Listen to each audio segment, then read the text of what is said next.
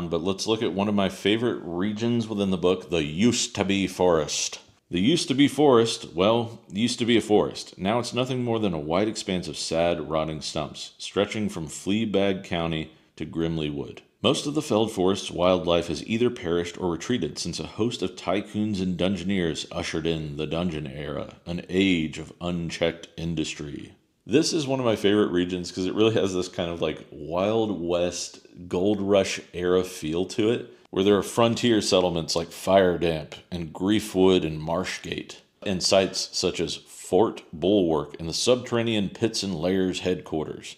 Firedamp, an old mining town that had an unfortunate but timely gas explosion that led to Subterranean Pits and Lairs LLC taking over. We have our 3 bullet points of locations, 4 bullet points of what's going on in Firedamp. We've got our D6 sights and sounds. We've got rumors both here and outbound. There's Firedamp loans, basically a bunch of loan sharks that are kind of working with Subterranean Pits and Lairs, like this mafioso guy, Opie Noodle Tooth Cheddarman, and his sidekick Slick. Quests are laid out in a very clean, actionable way. And I do want to add that one of the things that makes this such an interesting setting book to me is a lot of the quests are based around factions and not necessarily locations, though there is a bit of both. I personally think if you truly want to run an interesting sandbox or even like a West Marches style game, you need a lot of faction play and interesting NPCs, and this book has that in spades. Not to mention individual art for just about every one of those NPCs. Sites within the Mucklands are essentially smaller scale settlements that have some things going on but not as much as a full town. And I actually think a site could be an excellent place to start an adventure. That way you're not overwhelmed with everything going on in the area.